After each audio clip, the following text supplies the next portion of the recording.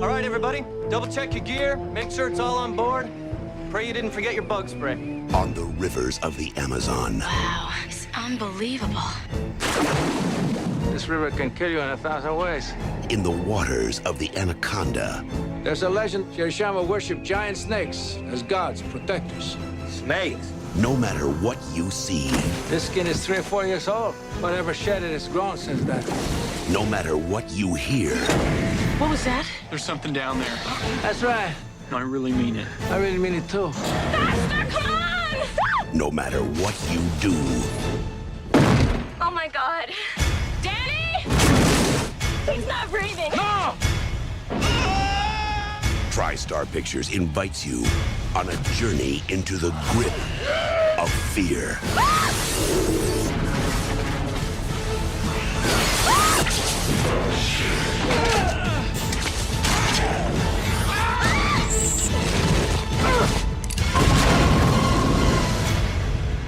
Anaconda.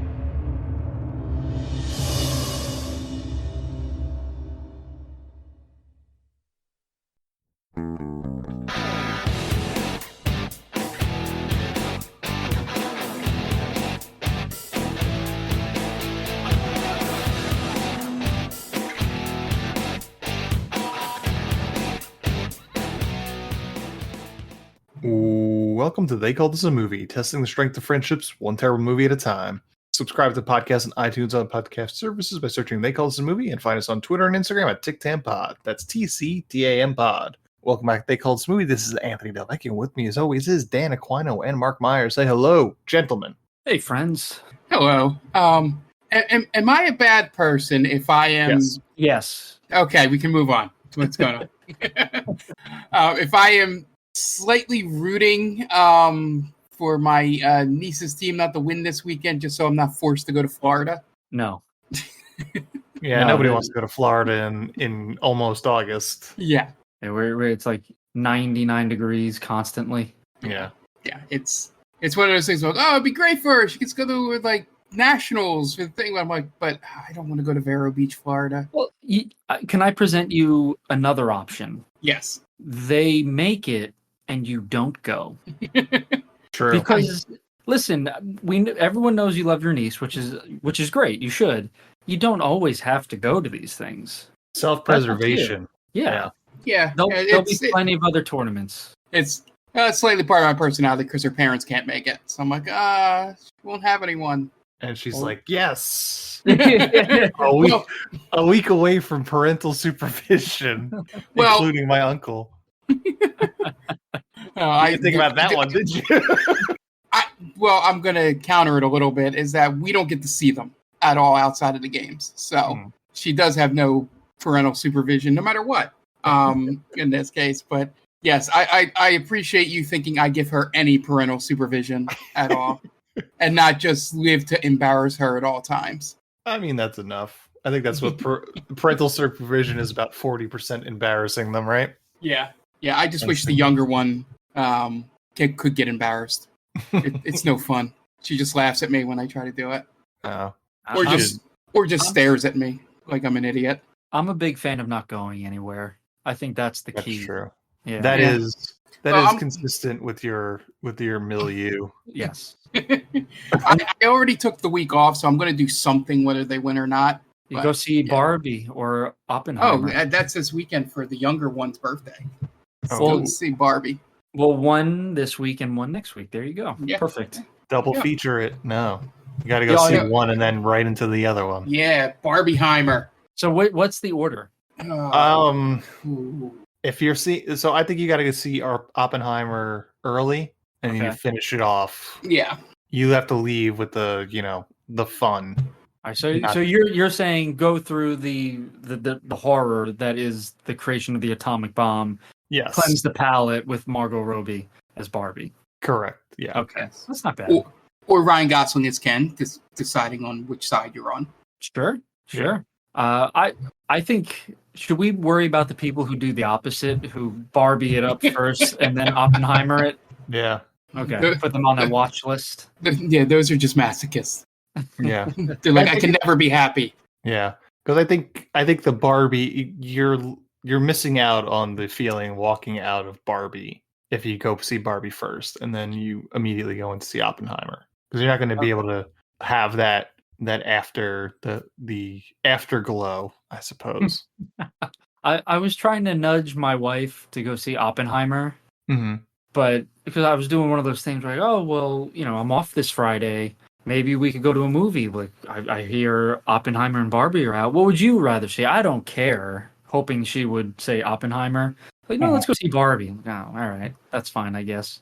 But I'll see whichever, but I'd rather see Oppenheimer. Sure. Yeah, I keep perfectly into not being able to embarrass or anger the younger one. I keep telling her that I'm taking her to see Oppenheimer for her birthday. Nice. And she's like, no, you're not. Well, you're the adult, so you really decide. But it's like, it's not even like, no, or like, it's just like, no. You see, You're ruining all the fun. No, you gotta teach her a lesson, Mark. Take her to see Oppenheimer. She fully runs this. The way she answers you, it's like, no, we do what I want. So how you do this is, you print out tickets for Barbie, but you really got tickets for Oppenheimer. So you cover her eyes, like, get ready, and then right when the coming attractions hit, it's Oppenheimer, gotcha, and then you say, welcome to the fucking show. When Matt Damon pops up on screen. Right. Well, what's the name of Nolan's company, Synchronicity or something like that? Synchrony? Syncope? Yeah, so that pops up and you just stare at her the entire time. Dead, just make eye contact the whole time. Assert your dominance, Mark. Yeah. You could even, a third option is to take her to see Sound of Freedom. Oh. But then you run the risk. Yourself.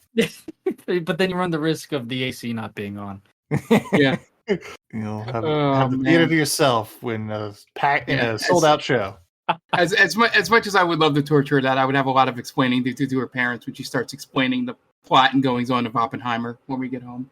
I was talking about that whole thing today with a coworker where I wish my life was as exciting as these weirdos make up their lives to be. Yeah. Mm-hmm. You're like, oh, people are trying to silence Sound of Freedom. Like, if they wanted to silence it, they wouldn't play the movie.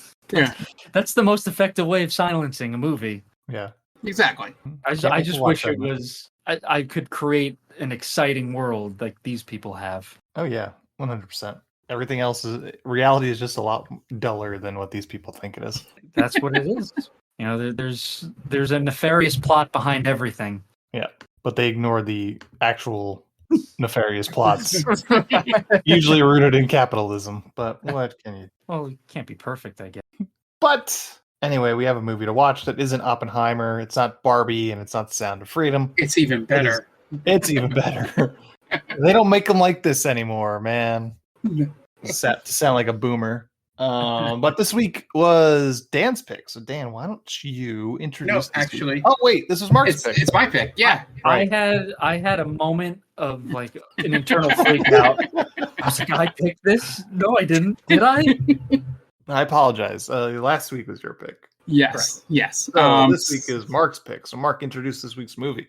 Yeah. So this week, I wanted to go with something a little bit older than we do for things that tend to have known stars in it.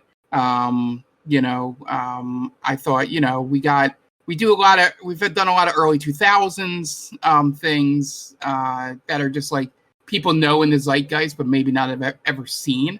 One of the reasons I picked Street Fighter the movie as well. So this week I picked Anaconda because it feels like a movie that I've known about and feel like I have seen until I actually watched the movie and realized I don't think I ever watched this movie before.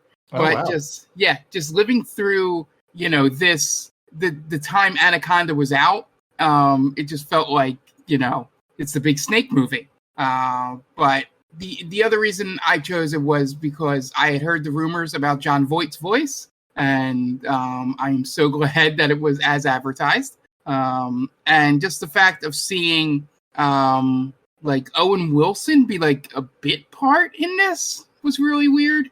But I guess time period wise, it is fun to see that, most of the cast outside of Carrie Worling really went on to, star in movies that made a lot of money, and became like, box office positives for the most part, going forward after this movie. It's one of those time periods where everybody's young and just starting, and they all happen to be in the same movie. But one of my favorite things is that the fluctuation between this Anaconda and what I believe an actual Anaconda looks like, kind of really sells the puppetry in it, because they really grossly oversize it. From what I remember, they're like really large, but this one seems like it's like the size of a house in terms of length. But yeah, I had a fun time. I cackled a couple times when the snake showed up, and especially one of the kills near the waterfall was chef's kiss. But yeah, so I picked Anaconda. It falls right outside my between a 5 and 6 on IMDb. It's 4.9 of where you can find really great movies that maybe hit the mainstream but are worthy for this podcast. Okay, great. Dan, what about you? Where are you coming from with Anaconda? So Anaconda, I have seen quite a few times, and more or less than League of Extraordinary Gentlemen. Probably less. Okay, probably less. Just had to get it on the scale. Sure. Yeah, the League scale. Yeah, I like this movie. I mean, it's not a very good movie, but it's fun in a way that it moves quickly. It gets right into the plot. Doesn't waste time on pesky things like character development and plot. We don't need that. Days that Eric Stoltz was on set. Right. Yeah. But Eric Stoltz he was on Easy Street with this movie. He has like 2 scenes of dialogue, and then he's out for the rest of the movie. So yeah, good for him. To the point where the movie forgets about him in the third half. Yeah, he kind of has to reintroduce himself. Yeah, I'm still here, but good for Eric Stoltz. What could have been, right? Second best Marty McFly ever. That's true, right? And no one can take that away from him. To me, this movie is the equivalent of asking your mom for you want to watch Jaws or you want Jaws, and your mom saying we have Jaws at home, and this is what you get at home, because there are some similarities with it. Obviously like the Quint and John Voight's character, Paul Cerrone being the Quint character in Anaconda, just being batshit crazy and kind of chasing after that white whale, as it were. So the first time I saw this movie, I was young. I was probably like 8-9 years old, and I thought John Voight was Hispanic growing up. Because this is the first time I had ever seen John Voight. So I was like, oh, he's a Spanish actor, I guess. And so then he's convincing. Well, to a 9-year-old. Possibly. But then you see him again. I think the next time I saw him was probably Varsity Blues. Mm-hmm. And like, wait a minute, where does accent go? Just the magic of movies, people. I like this movie. It's dumb fun. You obviously you can't take it too seriously because they didn't. The snake looks atrocious. Yeah. With CGI, I'll say the puppet that they made is fine, not great, but it screeches, it moves unnaturally.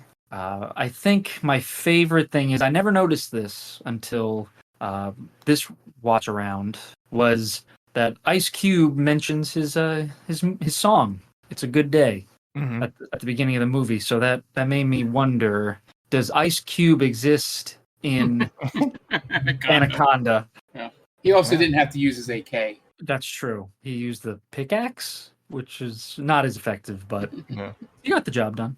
As for me, I've seen this a number of times as well. This was a rental movie back in the day when those things were happening, and I think I've seen this like 2 or 3 times before this. It's like I said, they don't make it like these anymore. The 90s cheese movies, and this one falls right into that.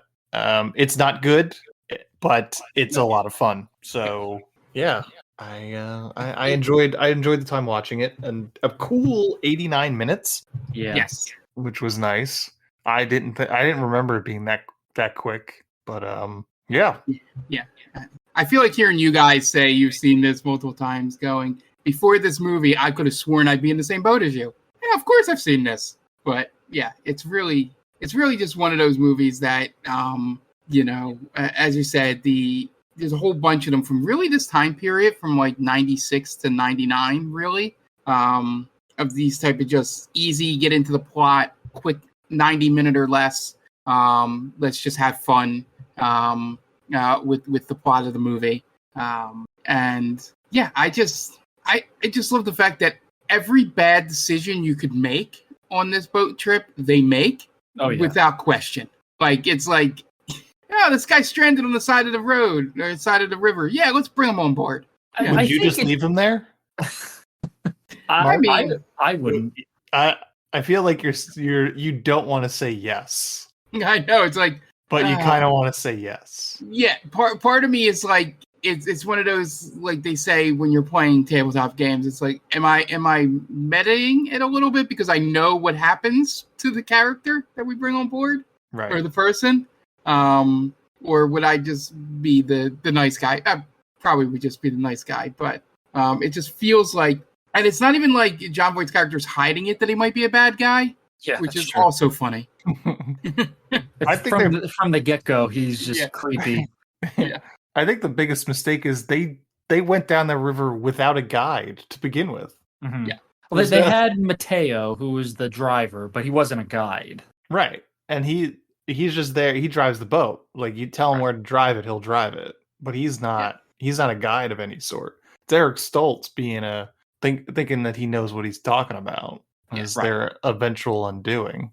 Go ahead. I'm sorry. Finish. I was going to say because Cerrone, the John Voight character, does fill a role in this first day or so on that boat, and that is a guide of the river that didn't exist there before him. Right. And I was thinking to myself, there should have been a scene at the beginning where Eric Stoltz is hiring people from the village, and instead of John Voight's character just being stranded on the side of the river, he should have been hired by Eric Stoltz, in my opinion. Because like Stoltz is looking around and he's trying to find a guide, and Voight's character does his spiel about how he's been up and down the river countless times. He knows exactly where to find this tribe. Yeah. So you're introduced to him early, and it feels more natural that he's on the boat this way instead of him just being on the river in the middle of nowhere. Yeah, I 100% agree with Dan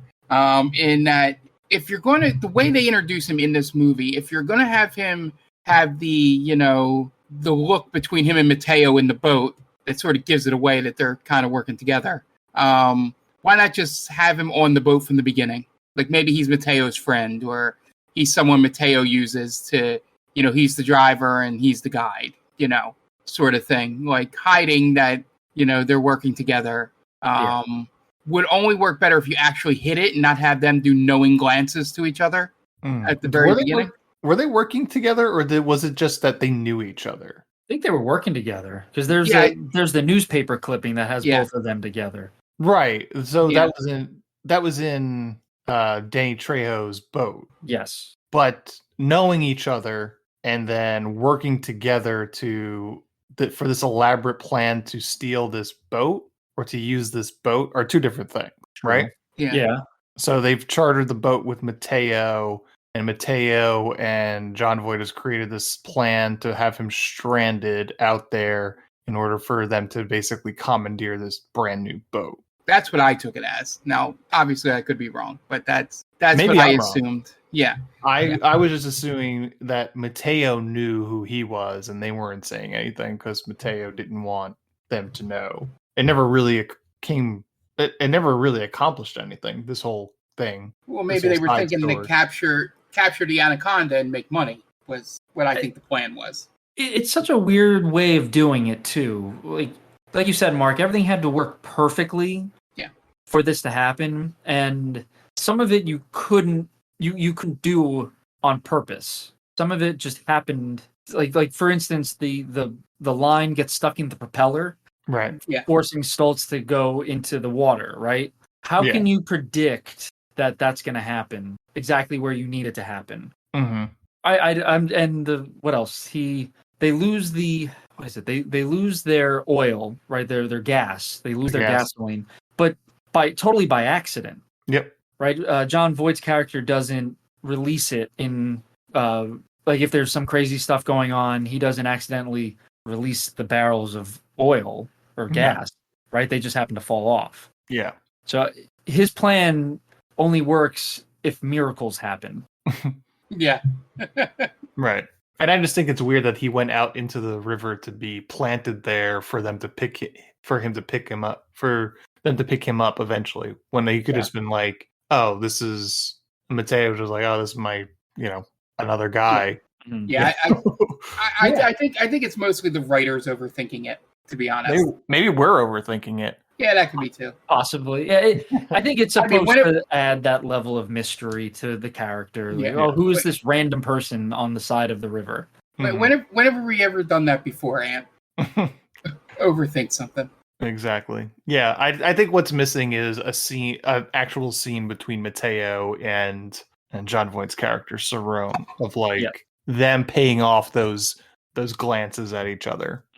Yeah, I think that there's something there that should have that could have again given us a little bit of a character backstory. But yeah, this movie doesn't really care about that. You know nothing about Jennifer Lopez. You know nothing about Ice Cube. Their profession, but that's pretty much it. Right? Jennifer Lopez is the director, She's the director. Yeah, she's the director.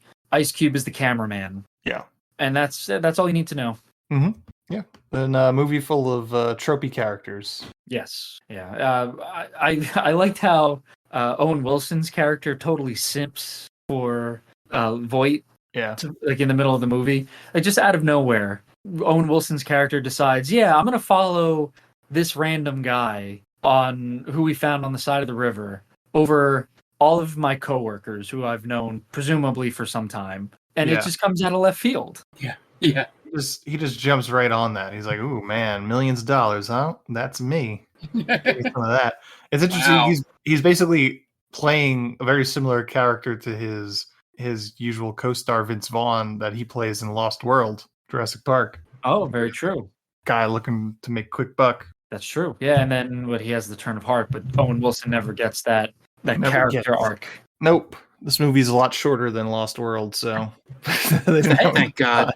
And better if you think about it. Yeah.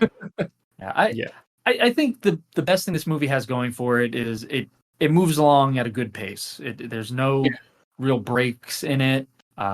It doesn't slow down for any just like pointless scenes.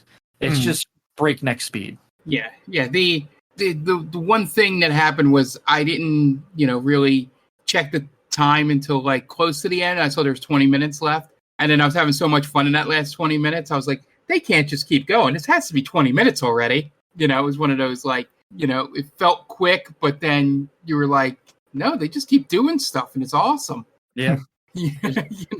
I can't think of a movie that has a weirder third act like finale set piece than this movie. It's just a random factory on the Amazon River filled with snakes.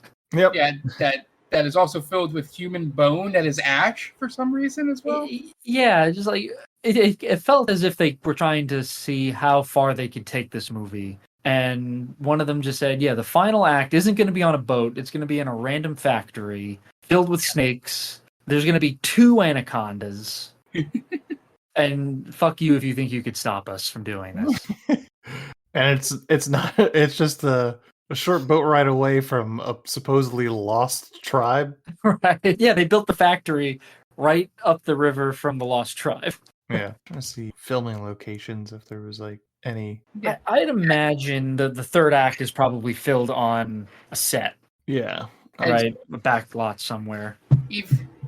Even though I guess it wouldn't be true. I was going to jokingly say, even though the 2 people that survive outside of Eric Stoltz are persons of color, there's the fact that they killed the 2 anacondas around this tribe make them white saviors. But I guess that wouldn't be true. No, because they worship the snakes. Oh, okay. Right. So, They they're have the White snake Devil. Got it. Well, they're sure, Mark. We'll stick with that. They're the I guess. devil. Yeah.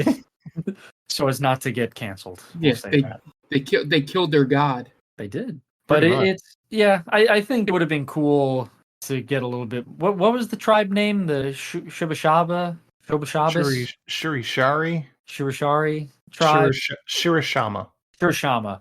How cool would it have been if the movie starts with them getting Mateo and John Voight's character in like a random village. They find the lost tribe first, and the tribe tries to warn them, like, you can't keep going down this river. There's like death down this river, whatever. And then they find the snake instead of the snake just tormenting them, and they just happen to find the tribe. Mm-hmm. Sure, I'm down with that. Yeah, that's one way to do it, I guess. Yeah. What did this come out before Congo? I don't believe so. This was after. Okay, this was 97. The Congo was 95. I want to say. Okay, because this definitely has some Congo feel to it, and not just because it's in a jungle setting. It just has that kind of campy vibe to it. Mm-hmm. The whites were yearning for the jungle in the 90s, so all those movies were taking place in the jungle. Yeah, I had written down, I'm white, but not go into the Amazon jungle to find snakes white. Fuck no. I had one in my backyard last week, and that was enough. Yeah, that's as close as you need to get to snakes, really. Yeah. You've seen one snake, you've seen them all. Yeah. So, Anaconda from 1997 is directed by Louis Lyosa, who's also directed The Specialist, Fire on the Amazon, Sniper, as well as a bunch of foreign language films. Seems to thrive of movies that take place in the jungle. Stars John Voight, Eric Stoltz, Jennifer Lopez, Ice Cube, Jonathan Hyde, Owen Wilson, Carrie Werrer, Vincent Castellanos, Danny Trejo, and Frank Welker as the voice of the Anaconda. That's pretty cool. Good old Frank Welker. IMDb score of 4.9, Rotten Tomato score of 40%, budget $45 million, box office $136 million worldwide. There you go. So, made some money. That's why it has 4 sequels, I think. 3 or 4 sequels. Something like that. I think the first one went to theaters. Oh, the first sequel did? Yeah, I think so. Was that like the Blood Orchid? The Blood Orchid, yeah. And then Anacondas was another one. Anacondas. And they went the aliens route. Yeah. Because it works so well for them. Why not? I'm sure you'd have the same success for Anacondas. Yeah. Yep. The second one was 2004 came out. Have you seen either of those movies, guys? No, I've only seen this one. No. Okay, same here. I can't imagine a whole lot of people saw the sequels. Let's see. I have box office numbers for the second one. Second one made $70 million worldwide. Wow. On a $20 million budget. So it made some money. Yeah. Looks like it's their big hits overseas. Apparently, it's the first movie to ever have its premiere in Fiji. So there you go. Wow. Good for them. No returning characters, I'd imagine, right? No. Like Jennifer Lopez doesn't show up. At this point, she was too big. Yeah. Morris Chestnut was the big star in that one. Doesn't Okay. look like anybody else. We got Jonathan Hyde in this one, who is a character actor from the 90s that showed up in a bunch of movies. He was in The Mummy. That's right. He was Robin Williams' dad in Jumanji. That's how I'll always remember him, as the father and also the hunter from that movie. Yes, he does do roles in that. He's also the butler in Richie Rich. That's where I remember him from. That's right. Yeah. Yeah. And he's also, I don't remember him from The Mummy. He's the guy who is going up against Brendan Fraser's company. Okay. Like he's in charge of the other expedition. Dr. Alan Chamberlain. Yes. I don't really remember much of The Mummy, I suppose. You mustn't read from the book. Also in Titanic. Titanic. I don't remember him in Titanic, but I believe he was in it for sure. Yeah. Because that's a 90s movie, and he's from the 90s. Yeah, I'm trying to see if I can see any pictures of him in Titanic. But I enjoyed seeing him pop up. He's still acting. He does a lot of voice work, it looks like. Good for him. Yeah, he's a pretty good character actor. Yeah. He's got that one. He plays the same character and everything, basically, but it's the character he's pretty good at. Yeah, he's a very proper character, right? Everything he does is very proper, and he's like a gentleman. Yeah, the hoity-toity British guy. Yeah, and he does that. At the beginning, he's introduced in this movie. He's like yelling at a poor, like helper to be careful with his bag of wine or his boxes of wine. Mm-hmm. And I don't know if they ever really go into that. Do they drink any of the wine? He has a glass at one point, but that's about it. I thought they would probably play a little bit more into that. Oh no, the wine was to show that he was rich. Damn. Yeah, I guess so. That's all it was. Yeah, that's true. Oh, isn't he's the one that jumps on the boat, like the lifeboat, like he like cuts the line in Titanic, I believe. Oh, and Kathy Bates stares him down? Yeah. Yeah, I do remember that. Yeah. You guys want to get into the plot? Let's do it. Let's do it. Dan, what you got? Just gonna ask you guys to please take some time out of your busy day, follow and listen to two friends of the podcast. One is Top 10 with Tia. You've heard her on this podcast before. She's been on plenty of times. She's awesome. Her and her friend Brittany have their own podcast called The Top 10 with Tia. It's a weekly podcast where Tia and Brittany just run down top 10 lists. So if you enjoy those kinds of things, please go to geekvibesnation.com, search The Top 10 with Tia. It'll show right up. And our other friends of the podcast is the Game Vault podcast, which airs every other Monday on your podcatcher of choice.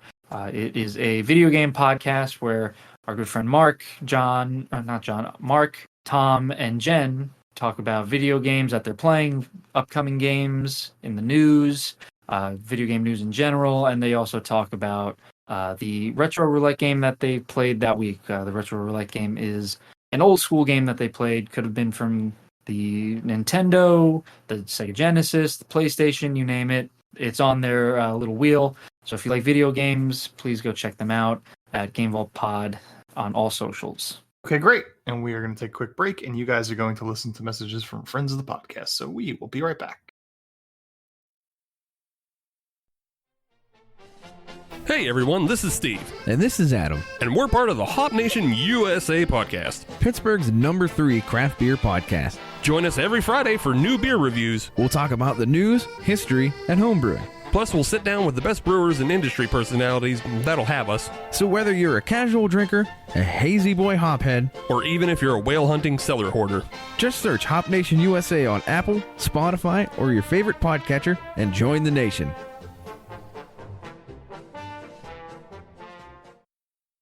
Oh, hi. Didn't see you there. It's me, George, from the best little horror house in Philly, the show where we talk about the best horror movie ever made, according to our guest at least. We've talked about groundbreaking classics like Texas Chainsaw Massacre and Alien, but we've also got a lot of great ones coming up, including some very fun guests like Len Kabaczynski of Swamp Zombies and Red Letter Media fame, Caroline Williams, the star of Texas Chainsaw Massacre 2, and Chase Williamson from John Dies at the End. So make sure you're subscribed to the best little horror house in Philly, and I'll see you boils and ghouls over there. And welcome back. Now it's time to get into the plot for Anaconda. We open on a completely unnecessary title crawl about the ferociousness of anacondas that are so different than other snakes because they will regurgitate their prey in order to eat again. Real quick. Yep. I fully believe they included that just so they could do what they do at the end of the movie. 100%. Right. Okay. I want to make sure that we're on the same page here. Yeah, I was going to say it only happens once. Right. We then get credits as we see shots of murky jungle water. And then Danny Trejo, a poacher, tries to call for help on a radio as something starts tearing his boat apart. Animals he's stealing start going crazy as he tries to barricade the door. The floorboards start busting from underneath him, and he has to retreat up the ship's mast. At the top, he looks down at the unseen dangers, then puts a gun to his head, and we hear a gunshot as the boat is in the distance. We then cut to a hotel in the heart of the Amazon in Brazil, as Jennifer Lopez is on her laptop scouring the internet, probably for some dank memes. Yep. There's a knock at the door, and she answers it, which is just an opportunity for the quickest shots of her ass. And it's the second best Marty McFly ever at the door, Eric Stoltz, as Dr. Stephen Kale. And he's hired Terry, Jennifer Lopez, as director of a documentary that he wants to shoot in the Amazon. I was kind of glad the way his character is introduced here that he wasn't more of a focus, because I for some reason I immediately hated him from the moment the scene begins, and I'm like, oh, I can't be with this guy for an hour and a half. He's very smug. Yeah. The most unbelievable thing in this movie is that he lands Jennifer Lopez somehow. Well, when you're second best Marty McFly. Yeah. Do you think he leads with that? You know, babe, I was almost Marty McFly. Shot 80% of that movie before they fired me. I was Marty McFly first. Right. And Steven also mentioned that he recently got bit by a piranha recently.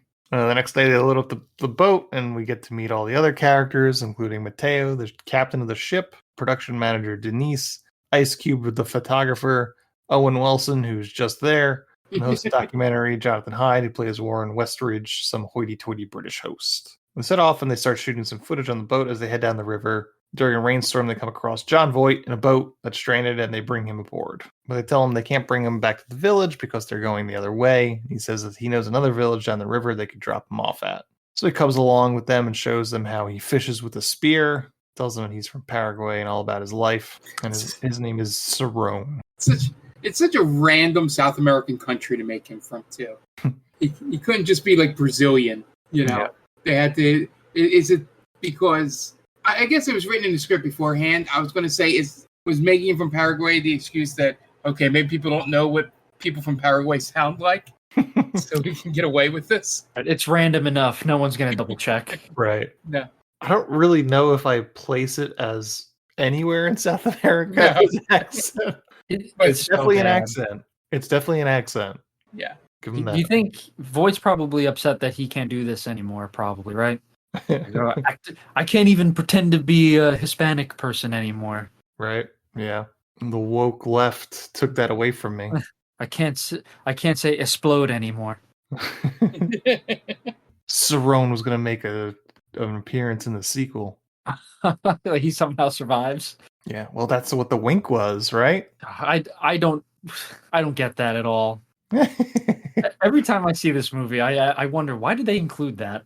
Right? I mean, I feel like that was probably a John Voight thing. Probably, because I can only imagine the excruciating amount of pain you'd be in after being swallowed whole by any animal.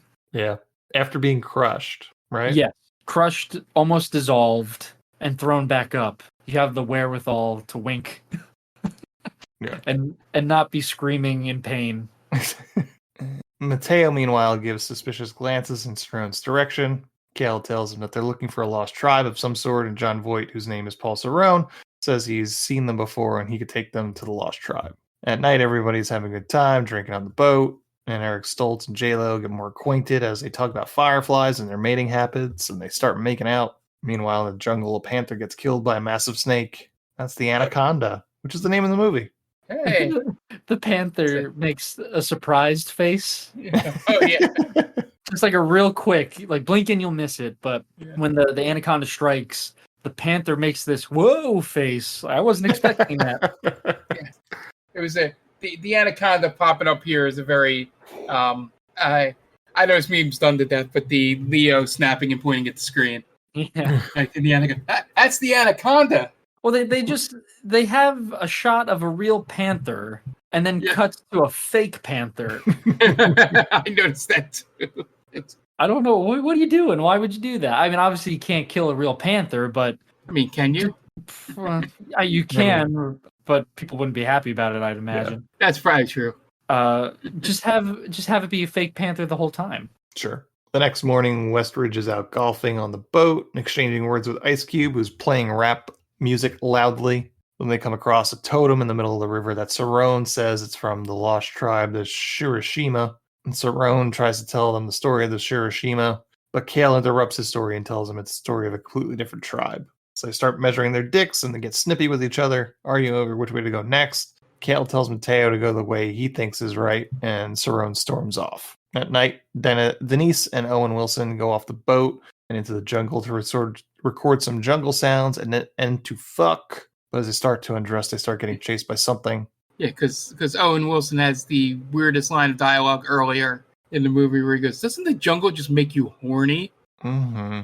Yeah. And I'm just like, yeah, I know where this is leading at some point. Who would have thought that he'd be like super famous? Right? You watch this movie, you would have no clue that Owen Wilson is gonna make it big. Mm-hmm. Yeah. It's all because of this movie. Yeah. Can you imagine? Yeah, he credits Anaconda to his stardom. Yeah. But Cerrone is there and fires off a rifle. The rest of the crew is awoken by the gunshot and all come out of the cabin to see Cerrone and Owen Wilson drag a wild boar back to the boat. One of the 30 to 50 feral hogs. Yep. Well, now it's 49. Cerrone tells Mateo to help him cut it up for meat. The next day, Westridge is golfing again and listening to classical music when the boat gets stuck from the ropes hanging off the side getting stuck in the propeller. Cerrone offers to go in and cut it loose himself, but Cale suits up in a wetsuit and takes it upon himself to do it himself. So he goes down and starts cutting the ropes, not taking a whole lot of precaution in case the propeller starts up again. That's what I noticed. But he's doing that, he gets attacked by something and swims back up to the top, but he's having trouble getting to the surface. So Ice Cube and Owen Wilson pull him out of the water and up onto the boat, but he's not breathing. They find a wasp in his mouth, and Mateo says it's poisonous. So Cerrone does an emergency tracheotomy on Cale using a ballpoint pen, and they bring Cale into the cabin to rest, and as he's recovering, they try and figure out what to do. So, quick question. Mm-hmm. I'm kind of spoiling it, so I apologize. But, so it turns out that Cerrone set this up, right? Yes. Oh, yeah. Yeah, Why that's would he... what he says, yeah. Yeah, later, right? Like, get set it, putting the wasp in there. Yeah. Why would he have saved Eric Stoltz's character? Well, because he still needed them to get to the Anaconda. Sure, but you don't need Eric Stoltz to do that. I mean, but you gain their trust by saving them. You gain their trust, and you're giving them a reason to go further down the river, right? True. I guess. Like, the hospital is this way. Yeah. Okay. And now you don't have Eric Stoltz to tell you that you're wrong. Sure. Okay. Yeah. Okay. I could buy that. I thought there's because he winds up coming back to kind of hinder Cerrone, so I thought it would have just made a little more sense. Oh, he's been poisoned. I don't have an anti-venom here, obviously, so he's done for. And you get rid of one obstacle. But I can see where you guys are coming from too. You want to gain the trust of the crew. Mm-hmm. I completely missed the part where he says he planted the wasp there. That's okay. I think he has a line where he goes, "Yeah, and the wasp just happened to be there," or something like that. Yeah, he mentions that he set up the wasp, which again, it takes perfect planning for this to go off. It's like just the writers just like, trust me, bro. That's what it happened, and it worked because the script said so. Right, because we needed it to move the plot forward. Yeah. He just happened to have a wasp with him? Yeah. And where did he plant? He planted it underwater? In his breathing apparatus somehow. Oh, is that where it was? Okay. Yeah. But how he wound up being able to do that is beyond me. Mm-hmm. And he had to get the boat stuck, right? He had to throw the ropes into the propeller. Into the propeller. And know that Eric Stoltz would take it upon himself to volunteer. Because what if he said no? Like, oh yeah, no, Cerrone, you do it. Then you're fucked. Yeah. He's like, oh, I'll go do it. I was like, oh, okay. We'll be here. Thanks, Cerrone. Yeah, appreciate it. What a guy. The Cerrone's not that bad of a guy. Yeah, he's growing on us. Terry says that they should turn the boat around to go back, but Cerrone says they'll lose 2 days by going against the current. So he points to a place on the map that can go get them back to civilization quicker, but further downstream. Terry reluctantly listens to him, and they go the way Cerrone says. But shortly after, they come to some sort of barrier blocking the path. So Cerrone says, give me 10 minutes, and I could blow it up with all this dynamite I have in my bag. And again, Terry reluctantly... No one questions. A shit ton of dynamite he's got. Yeah, he probably has enough dynamite to level a mountain. Yeah. No one stops to ask, hey, why do you carry around dynamite? Yep. Again, Terry reluctantly agrees to let him blow it up in order to save 2 days in an attempt to get Cale to a hospital. So Owen Wilson and Cerrone go out and plant the dynamite onto the barrier. When it blows up, it drops a bunch of snakes onto the boat. Plus, the explosion drops a bunch of the fuel barrels into the river, leaving them with one. And at night, as she checks on Cale, Terry talks to Ice Cube, saying she doesn't really trust Cerrone, is nervous about the things that have happened thus far, but she doesn't know what to do. The next day, they come across an abandoned boat. Cerrone suggests that they may be able to find fuel in the boat, so he takes Owen Wilson, Ice Cube, and Mateo out to go see what they could find. Once they're on the boat, we recognize this as Danny Trejo's boat. and Cerrone see this news clipping with a picture of himself and Trejo, which he stashes before anyone could see it. They don't find any fuel, but they find a trunk that Cerrone wants to take back to the boat. On their way back, though, Mateo winds up getting attacked by a giant anaconda, far enough away from the group that they don't see him get attacked. When they realize he's not with the group, Ice Cube goes back to look for him, with Cerrone deciding he's not interested. After a while, Ice Cube comes back empty-handed except for Mateo's flashlight, and Cerrone says that he must be dead. Terry says that he might just be lost, and then Cerrone reveals what was in the trunk, a long snake skin from an anaconda, about 25 meters long. Cerrone says that it could be worth millions, and if they help him catch it, he'll help them get out alive. They wait for Mateo at night, and Owen Wilson starts talking about capturing the anaconda with Cerrone for financial gain. The next morning, Mateo hasn't come back, and Cerrone starts readying tranquilizers to knock out the anaconda, and shoots a monkey to use as bait. Starts trying to rally everyone to his side, saying that they should now try to capture this anaconda, and Owen Wilson's basically the only one on his side, saying that now the movie's over. Yeah, it's like, and he's not very good at convincing them either. I don't even know how he got Owen Wilson on his side. Yeah. I think just money, right? He just said, $1 million, and Owen Wilson agrees. He clocks Owen Wilson as an opportunist. I wish that we could have gotten an inkling of that before. Yeah, like the character development you mentioned earlier in the podcast, Dan. It's just like, just a little bit of it would have made this decision, seem realistic. I mean, even Carrie Werner's character calls him out on it. Yeah. Or you could have a line of dialogue at the beginning where Owen Wilson and Carrie Werner are talking about, like, Owen Wilson's talking about, like, he's in financial trouble. Like, Owen Wilson, I wouldn't expect to see you out here doing this. Oh, listen, times are tough. I got to take money where I can, So it could indicate that he's hard up on money. So when Cerrone kind of offers this idea to Owen Wilson, it clicks in his head, oh shit, like this would solve all my problems. Instead of it just being, hey, we can find this anaconda and you could be rich off of it. Oh, okay, I guess that sounds good. It has nothing to do with what we're trying to do here, but sure, why not? Yeah. But Cerrone has guns, so he's basically started a mutiny. And at night, though, the anaconda attacks the boat while Cerrone is trying to capture it alive. It manages to kill Owen Wilson, thanks in part to Cerrone stopping Terry from shooting it with a rifle. At this point, Cerrone has basically taken control of the ship and has threatened everyone with violence. Terry tries to do the old Bugs Bunny trick and comes onto him, trying to distract him, so that Ice Cube can sneak up on him and subdue him. But he's too quick for that, but he doesn't anticipate Warren knocking him out with a golf club. And they tie him up, and the next day they set off to try and get down the river into a hospital. But the next day, the boat becomes stuck at a waterfall, requiring Terry, Danny, and Westridge to enter the water to winch it loose. Denise confronts Cerrone and attempts to kill him to avenge Gary's death, but he strangles her with his legs before dumping her corpse in the river. Now, that jump, physically impossible. Which one? Yes. The one he does to wrap his legs around her. Oh. From a sitting position, he leaps about 12 feet in the air. That's true. I never noticed that. Yeah.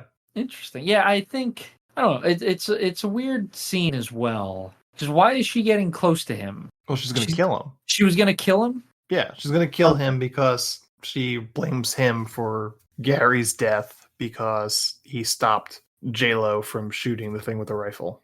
Okay, because I thought he was trying to, like, coerce her over there. I guess I forgot. I like how we've also been switching back and forth between actors' real names and the characters throughout this podcast. I just want to point that out. Most of the Ice Cubes are Ice Cube, and most of the Owen Wilsons are Owen Wilsons. Yeah. He strangles her with his legs before dumping her corpse in the river. The anaconda returns, and Westridge distracts it long enough for Terry and Ice Cube to return to the boat, while Westridge ascends the waterfall. Cerrone breaks free during the attack and attacks Ice Cube. The anaconda climbs a tree and attacks Westridge, but the tree snaps. Crew winds up in the water. Okay. My favorite, I laughed out loud when he falls off from the waterfall and this snake catches him in midair. Yeah. Just moving in a way that a snake can't. Yeah, I literally did a ha yeah when he caught him in midair. I bet you that's a pop moment in the theater. Yes. Yeah, I can see that. It's one of the more exciting kills of the movie. Yeah. Because every other one is just someone in the water and the snake wrapping around and killing it. Mm-hmm. Yeah, the only other cool one is when it grabs Mateo's head and like snaps it. So Yeah, that was pretty cool. that's fine. But it wasn't like this was just like out of nowhere. Snake just catches him in his mouth in midair. It probably goes Jonathan Hyde's death, Panther death, and then everyone else. Yeah. Yeah, I'd agree. And the crew winds up in the water. Kale wakes up in the process, and Westridge is killed in the fall from the waterfall. The snake attacks Danny, but Terry shoots it in the head. Cerrone, still believing he captured the snake alive, attacks her. Kale stabs him with a tranquilizer dart before losing consciousness again himself, and Ice Cube knocks Cerrone into the river. Cerrone eventually catches up to the group and captures Terry and Ice Cube, dumping a bucket of animal blood on them and using them as bait for a second. Much larger female queen anaconda, measuring 40 feet. Snake attacks the pair, slowly suffocating them. Cerrone attempts to catch the anaconda in a net, but it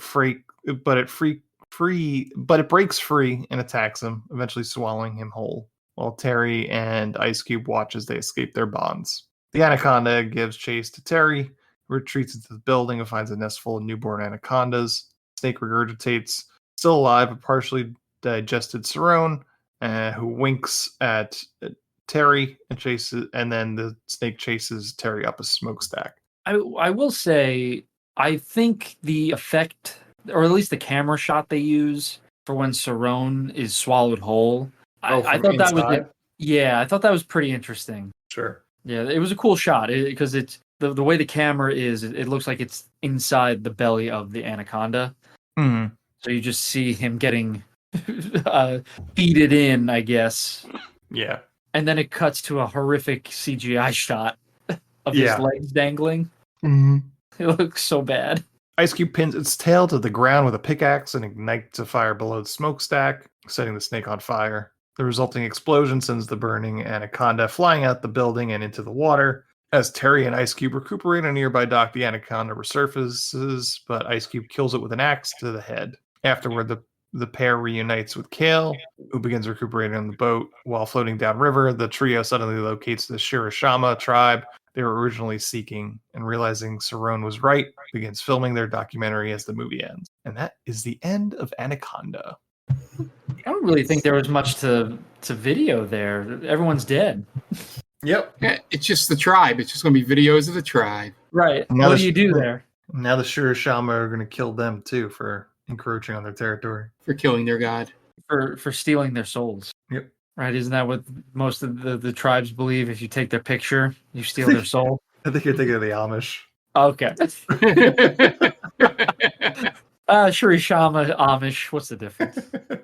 Pennsylvania's Amazon tribe, the Amish. Yep. Yeah, so that's Anaconda. It was a good time. I did not hate myself. No, it goes too quick for it to really bother you. Yeah. So all right.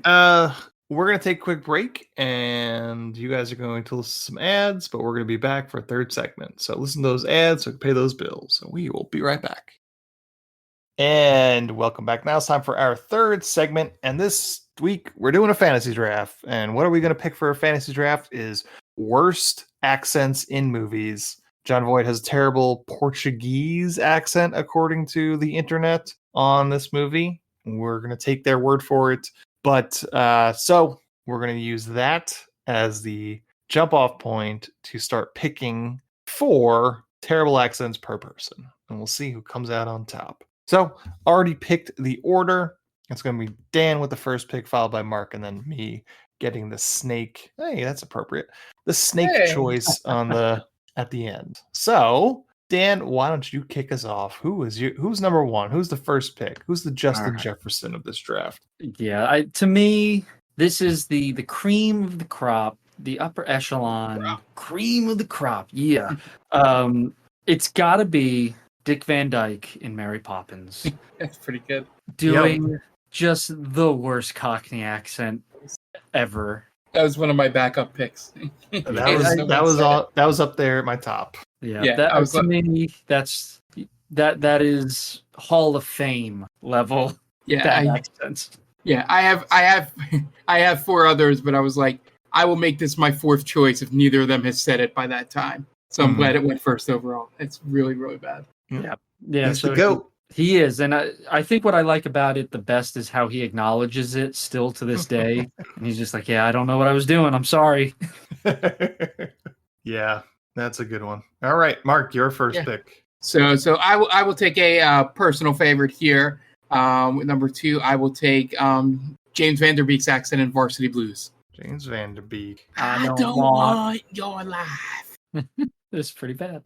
My favorite part about that is 2 of the actresses he plays across from are also not from Texas, but you could swear they were from Texas with their accents because of how bad and off his is. Right. There you go. Like, oh, they sound normal. It's all relative, isn't it? Yeah. Yeah.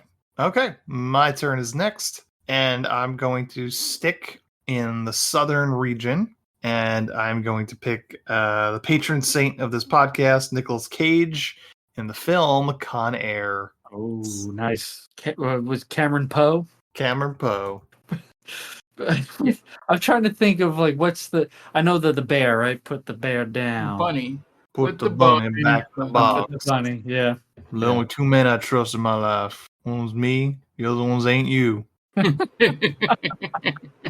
a good one. That is a very solid choice. Like it's like teetering, right? Because sometimes he doesn't talk a whole lot, but when he does, he makes it count. I ain't trying to kill you, old timer. I'm gonna show you there is a God. Viva Las Vegas. This is such a good character. All right, so for my second pick, I'm going to once again go with a character we have covered on this podcast quite some time ago, though. The Wayback Machine. I'm going with Mario Van Peebles' Jamaican accent in Jaws of the Revenge. That's a good one. Wow, that is a blast from the past. Mm-hmm. Jake Man. Oh, it was so bad. I think it was the fact that he was improvising most of those lines just makes it worse. Again, I thought he really was Jamaican because I saw that movie as a kid. Sure. I didn't know who Mario Van Peebles was either. Right. So I just figured that's how he talks, this actor. Nope. All right. Mark, what about you? Next pick. I am going to take one that is stuck in my head ever since seeing the movie. I'm going to take Kate Beckinsale's terrible Romanian accent in Van Helsing. Ooh, that's a good pick. It's a sleeper pick.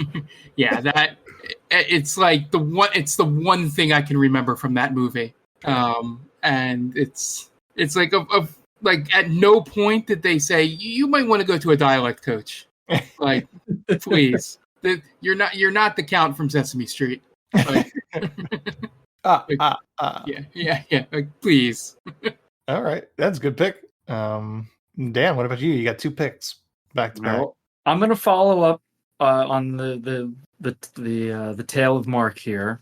I'm gonna pick Halle Berry as Storm, but only in the very first X-Men movie, because she learned her lesson after that. Sure. Someone told her, "Hey, either go full into the African accent or drop it completely," because it was she was so non-committal in it that it was like, is this what she thinks an African accent sounds like, or is this just her interpretation of one? Yeah, it does kind of set the stage for Elizabeth Olsen to drop her Russian accent. I was going to mention that, but she was going to be one of my choices, but I thought to myself, Halle Berry was the OG, so she gets the top spot. I don't know if either of you have seen John Wick 3 recently, but does she do an African accent in that movie? Or is it just English? So. I think it's just her. Okay. I wanted to see if she tried to, like, take 2. Take 2 here in the accent. No, I think she's just a regular Halle Berry accent. All right, next pick for you. All right, next pick is Keanu Reeves in Dracula.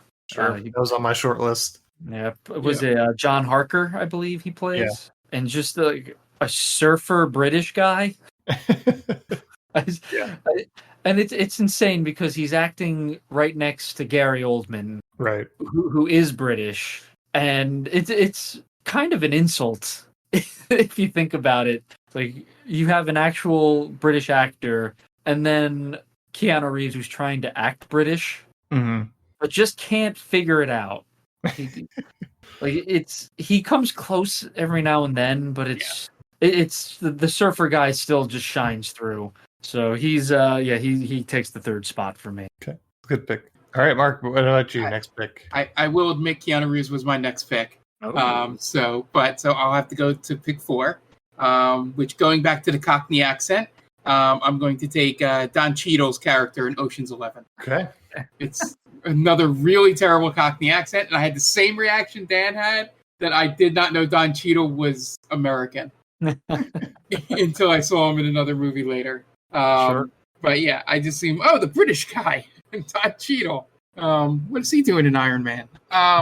But yeah, it just seems like Americans trying to do that accent is never a good idea. Comes about off a little bit to shine your boots, governor. Yeah. Hey, penny, sir. Newsies don't. The headlines don't sell papes. Newsies sell papes. Okay. For me, my third pick is a more recent one, and by an Academy Award-winning actor, and it is combined with terrible prosthetics to make a very distracting Colonel in the Elvis film. This is Tom Hanks as Colonel Tom Parker. Awful, German accent, I guess, or Dutch. Regardless, entirely distracting. He didn't need it. He didn't need the prosthetics. It was overall just an awful, awful idea. An otherwise not terrible movie. Tom Hanks in Elvis. For my next pick, I'm going to take Cameron Diaz in Gangs of New York. Because that was a 2002 era sort of casting choice. That's pretty good. Cameron Diaz in a period piece. Yeah, that's a sleeper pick for sure. Yeah, it is. Because she was coming off something pretty big at that point, right? Charlie's Angels, right? I guess that, but that did well in theaters, right? But she didn't have to do an accent. No, I'm just it's funny because she's coming off of that, and now she's going into a Scorsese movie, and maybe she was trying to impress people. I'm not just an action chick. Yeah, Gangs of New York was 2002. Yeah, she was not such great movies. She was in Shrek 2001, Charlie's Angels 2000, but Vanilla Sky, Sweetest Thing, not great. What's the biggest movie there?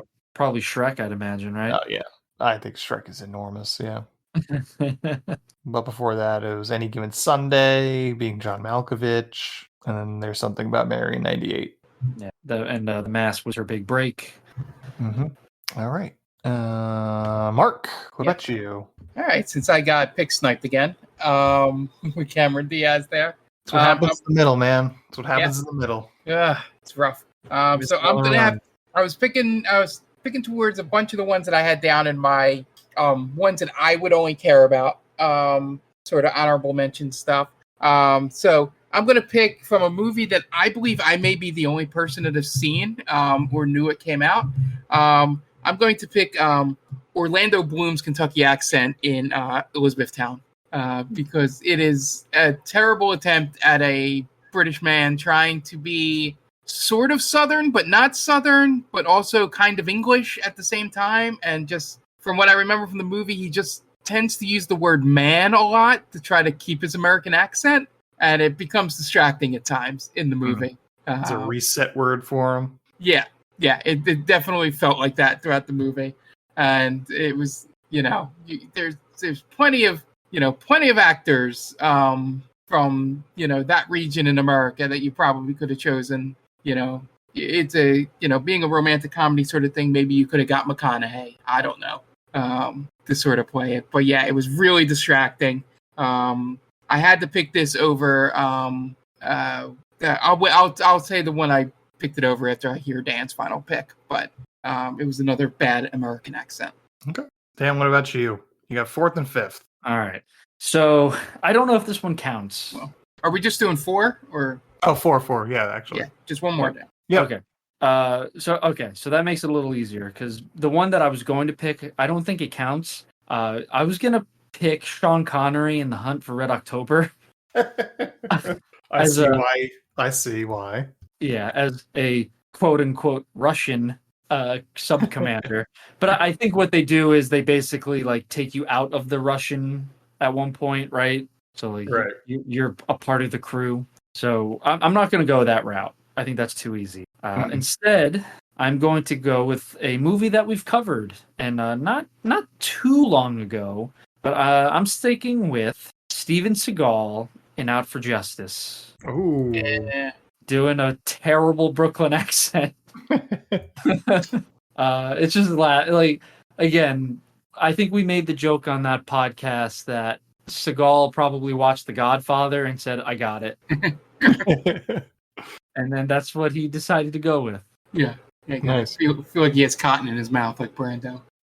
Well, who is he looking for? Tommy, right? Richie. You gonna be Richie. Anybody know why Richie did Bobby Lupo? Bobby Lupo, yes. It's so good. Anybody see Richie? Yeah, it was just bad. That's pretty good. To me, there's nothing worse than having a bad Italian accent. You're gonna shoot the people upstairs. There is nobody upstairs. What is he?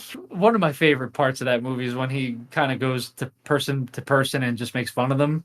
Is this your woman? Maron. That's a good pick. Yeah, it's very good. Yeah, and to not leave it hanging out there, and it's only because I've seen this movie way too many times. But the other American accent was Emma Watson's in A Perks of Being a Wallflower. Okay, sure. To where at times she is British for half the conversation. But yeah, I think that's more of a I've seen that movie too much that I start picking out the little things. So I didn't really want to put it on the list because Orlando Bloom's is just his trigger word coming out too often was a problem for me. Yeah, the only other one I had picked was Ewan McGregor in Beauty and the Beast as Lumiere. Oh, yeah. Ooh, that's a good one. Yeah, that was pretty terrible. I had forgotten about that. Yeah, and didn't who played the Dick Van Dyke character in the remake? Lin-Manuel Miranda. I bet that accent was great. He probably didn't even do an accent. He probably just did his own voice. He just rapped. Yeah, I don't know. I haven't seen it. Oh man. Wait, on this list of BuzzFeed's worst accents in movies, they say he does a Cockney accent. So, ooh, ew. Yeah. Why would you do that? Yeah, my only reason for bringing that up is because it was what I said earlier. If they hired an American for that movie, trying to do a Cockney accent always goes wrong. That movie came out 80 years ago. You couldn't have learned from the mistakes. Right. Well, those are our lists, our fantasy picks. So, let us know who won. I think they're all really good. A lot of good picks, yeah. Yeah. This one would come down to just a matter of inches. Mm-hmm. Yeah. Matter if anybody's seen Elizabethtown, to be honest, on my board. That's the deciding factor, Mike. Has anyone seen Elizabethtown out there? I swear that movie came out. I remember it being like right off the heels of like Garden State, so it was getting comparisons to that. But yeah, I realized that movie wasn't as popular as I thought. Was when my sister was going to Kentucky with my niece when she was younger for softball, and they were going to Elizabethtown, and I just said they mentioned one of the exits multiple times early in the movie, like 60B, and then I said 60B, and she just stared at me. I'm like, oh, that movie wasn't as popular as I thought it was. I guess that's where her daughter gets it from. Yeah. Well, no, this is more like she can't remember movies she just saw 2 weeks ago lines from. So sure. Yeah. Okay. Yeah. That is our episode. That's going to wrap us up this week. So we're going to get out of here. Thanks for listening. Hit us up on all the socials, Twitter, Instagram at TickDownPod, and on TikTok at They Called This a Movie. If you have any questions, comments, you want to suggest a movie to us, hit us up at tickdownpod@gmail.com. And of course, if you've got the time, please do us a favor. Go on your podcatcher of choice. Give us a 5-star rating. Give us a 5-star review. Helps out a great deal. All right. And that's it for this week. The director of Anaconda was Louis Yosa. So, for Dan Aquino and Mark Myers, this is Anthony Devica telling Louis Yosa, well, you certainly made a movie, didn't you? Thanks for listening to They Called Us a Movie. Subscribe to us wherever you get your podcasts, and be sure to check us out on Twitter and Instagram at TicTamPod. That's TCTAM Pod. You can also check us out on TikTok at They Called Us a Movie.